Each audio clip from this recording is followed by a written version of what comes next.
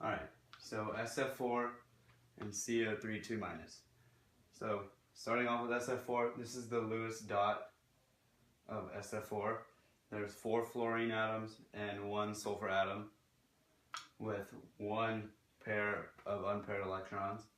So the VSEPR formula is AX4E, 4 being the number of bonds and E being the number of unpaired electrons. The molecular shape is a seesaw. The electron pair shape is a trigonal bipyramidal. The bond angles are 120 degrees and 90 degrees. It's nonpolar because these dipole moments cancel. The individual bond polarity.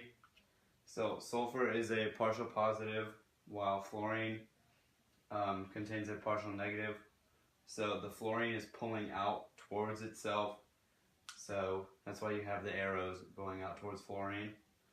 The hybrid orbitals are sp3d.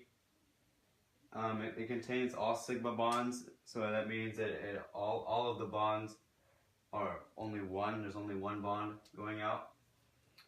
The intermolecular forces, there's dipole-dipole attraction as well as London dispersion. The intramolecular force is covalent. There are no resonance bonds because all of the electrons going up to S, there's 8 of them. So it's an expanded octet because there's more than 8 electrons on the center, and the bond order is 1 because all of the bonds are single.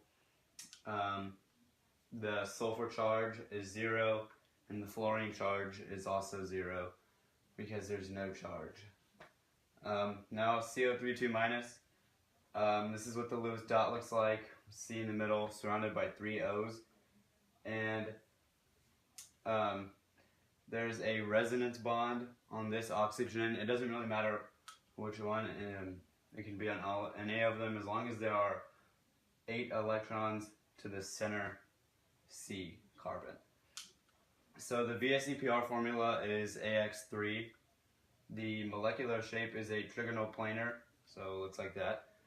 The electron pair shape is also trigonal planar.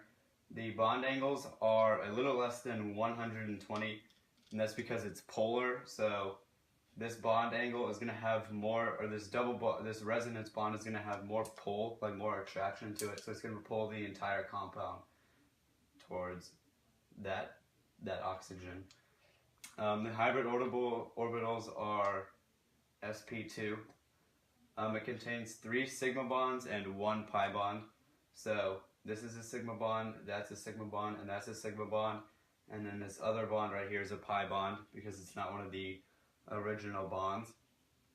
The intermolecular forces, it's London dispersion, and the intramolecular forces is covalent.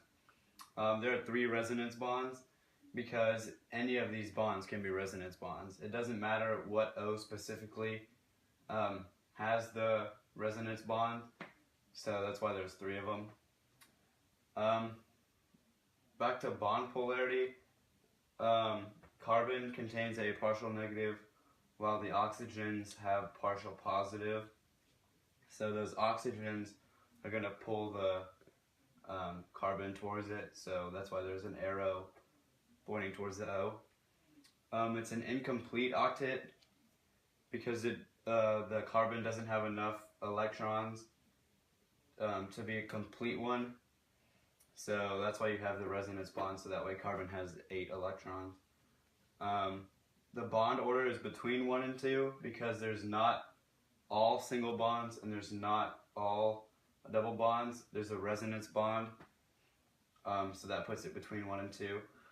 The charge on carbon is 0, and the charge on the oxygens, the one with the resonance bond is 0, and the other 2 are -1.